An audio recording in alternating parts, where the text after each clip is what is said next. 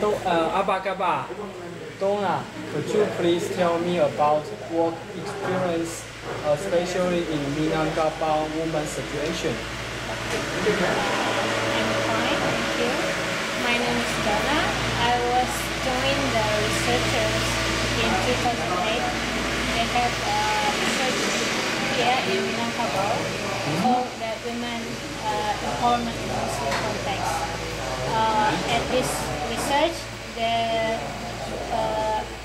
they want to know about the women's positions in making decisions in the family, especially in relation to the use of lands among the family.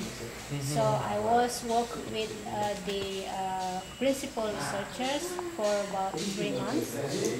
We went to villages here in Padang and interview more than 20 people.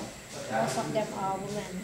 And then we find out that many women here, even though they are having position in the family as a decision maker, unfortunately they cannot control the decision making process.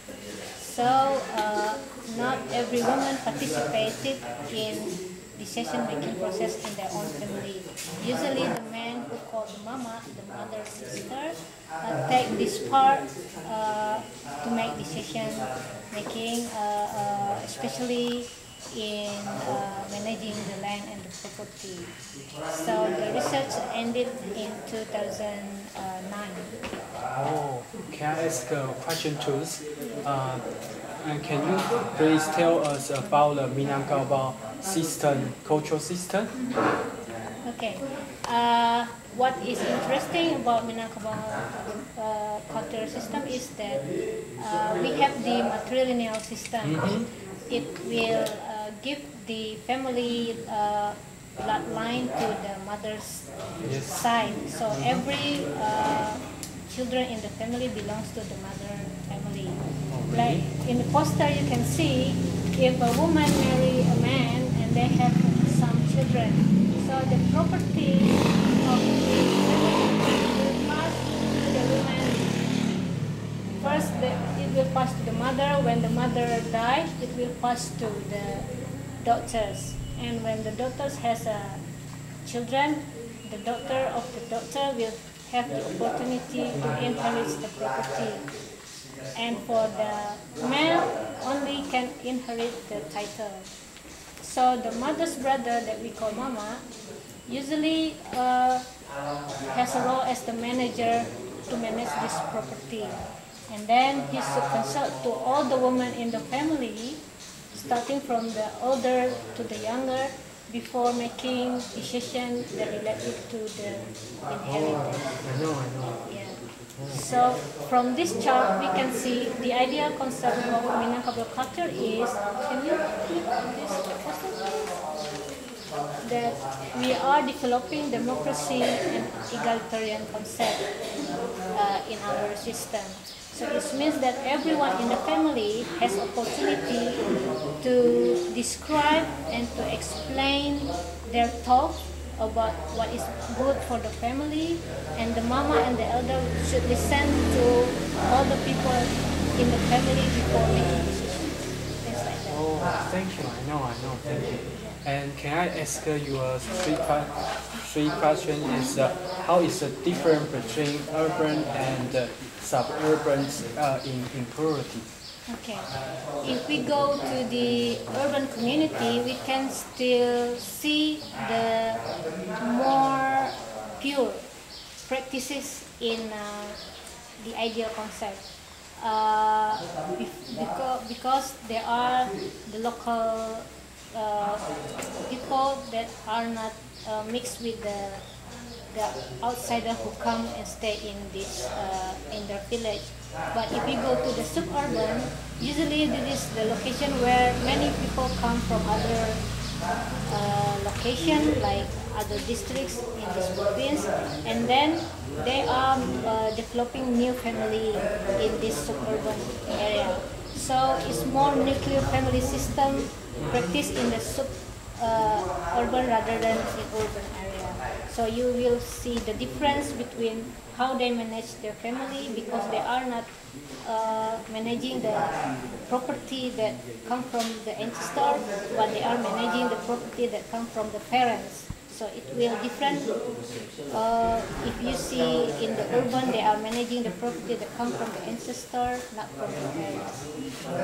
And thank you. I know the 3 question answers. So can I ask you a final question? Okay. How do you discuss empowerment issue with women? Okay. I with other researchers went to the women's groups in the community. So perhaps there are 2 or 3 women, or sometimes there are 11 women in discussions, and then we start this discussion by asking them about their own experience about making decision in their family. So usually they said that we don't participate in making decision in the family. The decision was made by the man, and then we asked them other questions like why they should participate in the process, because in Minangkabau women's voice are counted, but they say that because we are to hesitate to participate in this discussion process, most of the participants are men, so we are shy to speak in front of the men, and then we give our hope to other male member in our family to discuss with other men. And then from that, their own experience, we discuss, they think that it is important that women to participate in decision-making process, and the answer is yes. And then we ask another question: how about empower yourself to ensure that you can participate in any decision-making process, whether in your family level or in the community level. So most the women agree that they should empower themselves to be able to speak up, whether in the family or in the community. However, we still have to encourage women to convince them that they are allowed to speak, and the culture has guaranteed the women to be able to speak, whether in the family or in the community. So by discussing this issue, we start discussing the empowerment issue in the women. So there are opinion in the women that political issue is only in the political party. Actually, political issue is referred to how you can participate in the decision making in your daily life and also in the public life. So it will trigger many opinion from the women, and then we wrap up with the conclusion that every woman should speak up to ensure they are heard by men and women in the, whether in the family or in the community. Thank you your information. Let us know about Minangkabau culture about the women issues. Thank you. You're very welcome. Thank you. 那刚刚借由访谈之中，我们知道，其实母系社会其实它最主要是基于整个家族的民主的决定，这样子由整个家族去决定所有的这个意见跟一些想法的整合。然后母系社会是会透过母亲去尊重每个人的决定跟每个人的想法，而做出最后的总结这样子。